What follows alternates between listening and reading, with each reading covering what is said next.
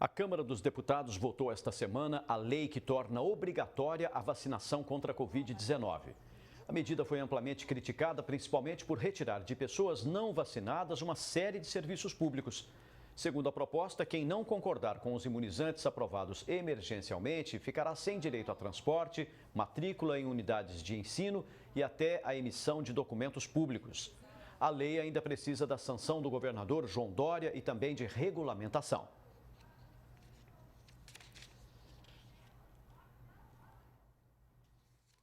E para abordar um tema tão delicado, o Jornal da Clube recorreu a quem pode trazer valor à discussão. Temos aqui hoje o médico infectologista Francisco Cardoso, direto de São Paulo. Aqui na nossa redação completa o debate o advogado Ademar Padrão. Eu vou começar com o senhor, doutor Francisco. Quando eu chamei o senhor para conversar sobre esse assunto, a primeira coisa que o senhor me disse logo de cara foi: é inconstitucional. Me diz uma coisa, para quem está na frente, ali na linha de frente desse combate, como soa uma medida dessa vindo dos políticos? Os políticos precisam aprender a consultar os médicos antes de propor medidas dessa forma. Essa medida, mais que inconstitucional, ela é uma violência. A vacina não é algo inócuo. A vacina é um tratamento biológico preventivo, que se propõe ser preventivo, que causa impacto no organismo da pessoa. Nós estamos vendo que pessoas que não têm indicação de tomar vacina, ou pessoas que têm contraindicação ao uso da vacina, como, por exemplo, pessoas com predisposição à trombose, à trombofilia, estão tomando a vacina e estão tendo eventos colaterais graves ou até morrendo em virtude da vacina. Em que pese ser um número muito pequeno comparado ao total de vacina, nós não podemos obrigar 100% dos cidadãos a se vacinarem, sendo que essa vacina tem contraindicação. E, principalmente, a vacina, ela não promete, ela não entrega aquilo que está sendo prometido, que é uma proteção total contra o coronavírus. Ou seja, nem para isso se justifica a medida de coerção legislativa que está sendo proposta. Vai se obrigar pessoas a se submeterem a um tratamento ao qual muitas não podem ou não querem, em troca de uma proteção que não existe na literatura em relação às atuais vacinas para coronavírus. Perfeito.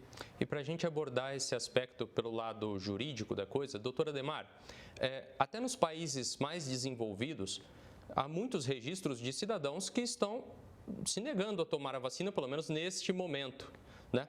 Mas aqui no Brasil parece ser muito fácil passar por cima das liberdades individuais. Por que isso acontece? Boa tarde, Felipe, a todos que assistem ao Jornal da Clube. Felipe, muito bem colocado pelo Dr. Francisco. Na verdade, o que ele acabou de explicar deveria ser a fundamentação que a Assembleia Legislativa do Estado de São Paulo deveria usar para não permitir que fosse regulamentado da forma que se pretende. E eu inicio também dizendo que essa lei, se ela realmente vingar, se ela passar pelo governador do Estado, se tornar lei, ela na verdade nasce morta, porque tecnicamente ela se baseia num dispositivo da Lei 13.979 de 2020, que ele já foi inclusive revogado, não está mais vigente. O artigo 8º determina que o Congresso Nacional delibere uma nova determinação para a continuidade do estado de pandemia.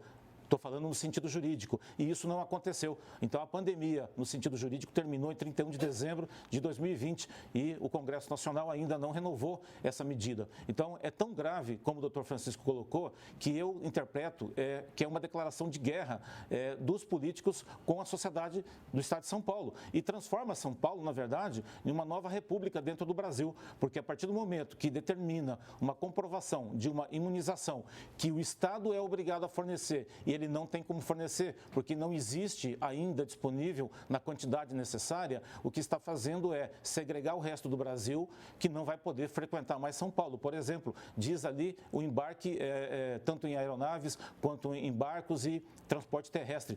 Veja, se uma pessoa vem do estado de Minas para a cidade de Ribeirão Preto, ele desembarca aqui, como que ele vai embarcar novamente? Quem é que vai fiscalizar? Quer dizer que, na verdade, Felipe, estamos diante de uma aberração jurídica e também, como o doutor Francisco colocou de uma aberração de saúde, porque a preocupação não é a saúde. Se fosse, primeiramente começaria olhando os profissionais que estão na linha de frente desse trabalho, que estão praticamente abandonados em termos materiais, em termos de salário, isso não está sendo visto. E aí coloca para o cidadão uma medida que realmente é inconstitucional, ela é ilegal porque ela não tem fundo material, não tem lei que sustenta. Então é muito grave essa situação e eu acredito que se tornar lei, nós teremos no estado de São Paulo um estado de calamidade pública em relação ao cumprimento dessa determinação. Perfeito. Doutor Francisco, o doutor Ademar lembrava aqui de segregação, né?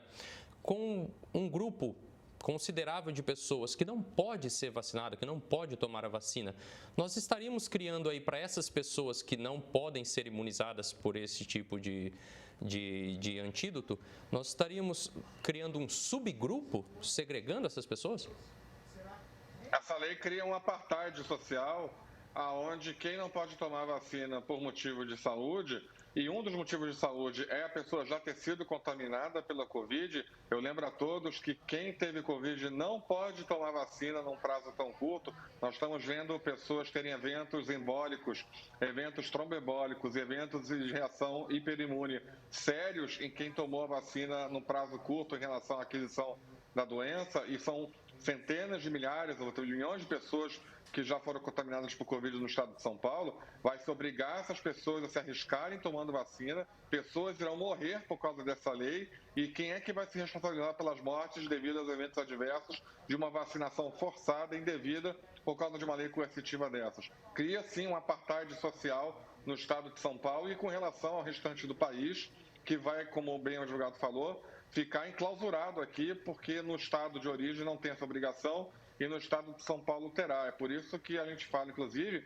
que é uma inconstitucionalidade formal, porque esse tipo de tema de deliberação nacional já tem preceito do STF que só pode ser decidido em nível nacional, pelo Congresso, como bem lembrou o colega doutor advogado. Não pode ser feito dessa forma. Essa lei é um absurdo completo. Tinha que processar o deputado que bolou essa lei. Doutor Ademar, me diz uma coisa, no rol de absurdos aí, quem não tomar a vacina, quem fica sem vacina, fica também sem transporte público e sem educação pública. Tem alguma lei tem algum parâmetro que embasa isso? Felipe, lembrando assim de uma maneira geral o seguinte, a vida em sociedade implica em direitos e obrigações. Então, quando nós entregamos para o Estado, para os governantes, a nossa vida, a nossa liberdade, a nossa propriedade, nós esperamos de volta que eles tomem conta da melhor maneira possível, nos garantindo direitos e não tirando direitos. No que acontece que estamos falando, a imposição de apresentar a comprovação de uma imunização, que significa estar vacinado, sendo que o Estado não fornece a quantidade, não fornece a qualidade, porque bem lembrou o doutor Francisco, a questão da eficiência foi colocada, ela não é aquela eficiência que poderia ser num regime de normalidade de vacinas. Então, é dúbia também em relação ao efeito no tempo, como ele diz que já está sendo constatado e está sendo constatado fora do Brasil. Evidente que o número pode ser ínfimo, até perto da quantidade de brasileiros que vão tomar vacina, mas acontece que se a precaução é com a vida e o Estado não garante que a minha vida vai ser perdida se der errado a vacinação na minha pessoa, então eu não posso me submeter a ela. Então o que acontece realmente é uma violência em relação à cidadania e também à dignidade da pessoa humana. Eu lembro os fundamentos da República, no artigo 1º, incisos 2º e 3º, cidadania, dignidade da pessoa humana, relacionado diretamente com a questão da saúde pública. Então não existe viés voltado à garantia da saúde pública, e sim apenas uma questão política, partidária inclusive, partidária, que está obrigando a população de uma forma que não deve. E se a população se negar, ela pode, e não é desobediência civil. Na verdade, são imperativos. Isso já existe na Constituição, no artigo 143, parágrafo 1º, em relação a quem presta serviço militar. Se o jovem entender que ele, por convicção filosófica ou religiosa, não presta o serviço militar, ele se exime. E no caso que estamos falando, também é um imperativo de cidadania e um imperativo de necessidade. A pessoa não vai poder se submeter e muito menos ter um direito restrito, tendo que comprovar uma imunização a qual ela não tem garantia de resultado. Então, o que estamos vivenciando é uma ruptura de todo o sistema constitucional brasileiro, sistema legal também, e deixando a população num estado de pânico, inclusive os profissionais da saúde, sendo que, eu repito, a preocupação deveria ser dos deputados estaduais também, a saúde mental e física dos profissionais da saúde que estão na linha de frente, que eu também lembro aqui, não existe reposição. Os intensivistas estão trabalhando em regimes de sobrecarga, porque não existe profissional para poder fazer divisão de equipes e de horário de trabalho. Então é muito grave a gente assistir aquele que deveria nos defender e nos permitir a prática de direitos, fazer essa restrição, que na verdade não é restrição, é uma suspensão, em algumas medidas é até uma revogação, como essa que você colocou da questão do ônibus. Então, não pode vingar essa legislação, e inclusive daqui para frente precisamos ficar atentos, porque se ela passa, a próxima vai ser uma restrição de direito voltado a alguma questão financeira, patrimonial, e o outro passo bem curto, a pessoa vai ter a casa invadida para que ela atenda uma determinação do poder público. É muito grave, isso não é alarmismo, é uma realidade que estamos vivendo no Brasil. Doutor Francisco, eu já vi o senhor compartilhar e comentar dezenas de estudos publicados a respeito de medicamentos que se mostraram eficientes no tratamento da Covid, né? Do outro lado, a vacina, ainda falta-lhe o grande teste. E essa prova final é justamente com o povo, com a população. Está faltando critério científico nisso aí? Claro.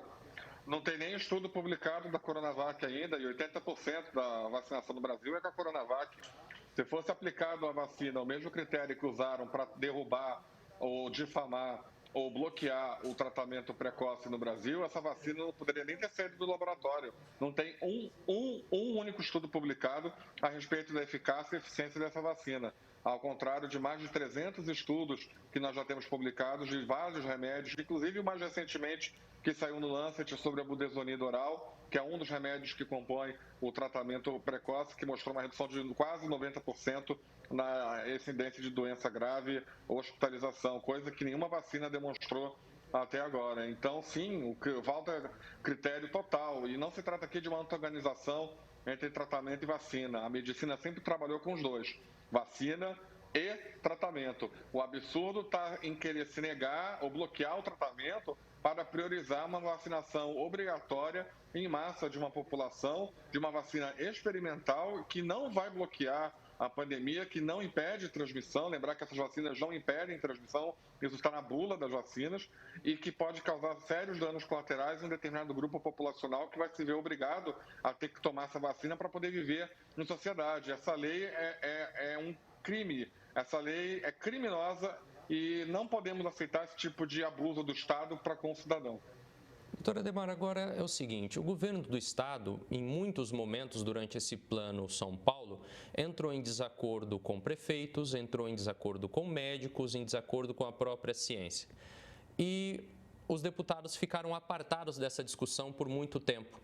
Agora eles, neste momento, aparecem com este projeto, com esta lei, que acaba dando mais poder ao Estado. Fora de contexto isso? Fora de contexto, mas não fora da normalidade do que assistimos, Felipe. Por quê?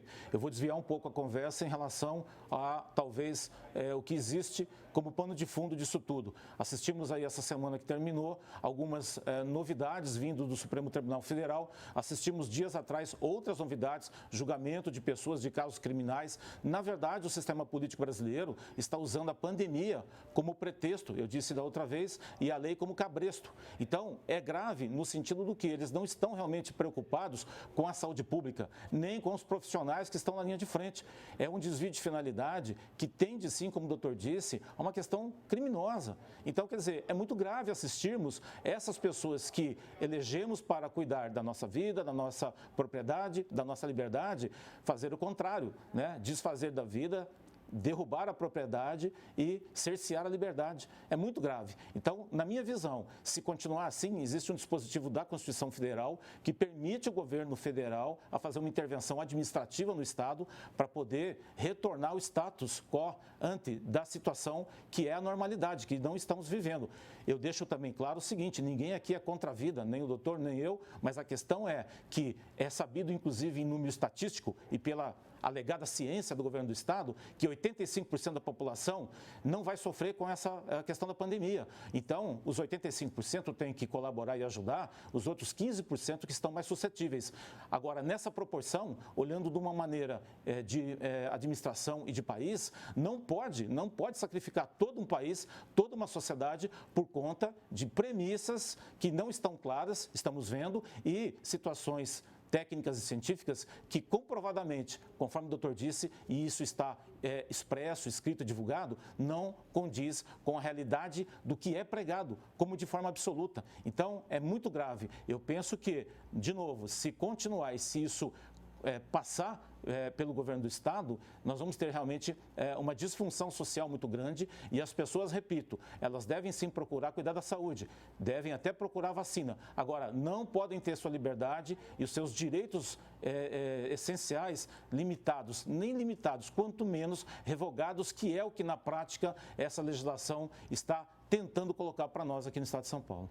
Doutor Francisco, só para a gente encerrar agora esse debate, estamos vendo aqui essa semana municípios de São Paulo colocando até pulseiras em pessoas imunizadas, né? Fazendo uma distinção ali, deixando uma marca nessas pessoas.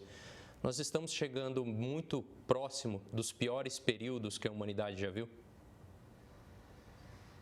Nós já vimos recentemente na história os países que botaram pulseiras aos cidadãos e aonde que isso foi parar. Esse tipo de fascismo, porque o nome disso é fascismo, não pode ser tolerado em hipótese nenhuma sob pretexto qualquer. E em todas as ocasiões, os estados autoritários que ficavam marcando os cidadãos, seja a ferro e fogo, seja com braçadeira, seja com pulseira, diziam estar fazendo isso para defender o melhor interesse da sociedade, o melhor interesse da população. Isso tem que ser rechaçado de forma ampla, contundente e restrita. A gente não pode permitir a criação de uma apartheid social no Brasil, com a criação de dois tipos de classe, dos vacinados e o dos não vacinados. Isso é absolutamente intolerável, até porque, eu repito, as vacinas estão longe, muito, muito longe de entregar a dita segurança que está sendo alegada para justificar a tamanha atrocidade de legislação. Perfeito. Falaram conosco esta tarde o médico infectologista Francisco Cardoso, direto de São Paulo, e aqui na nossa redação o advogado Ademar Padrão. Muito boa tarde.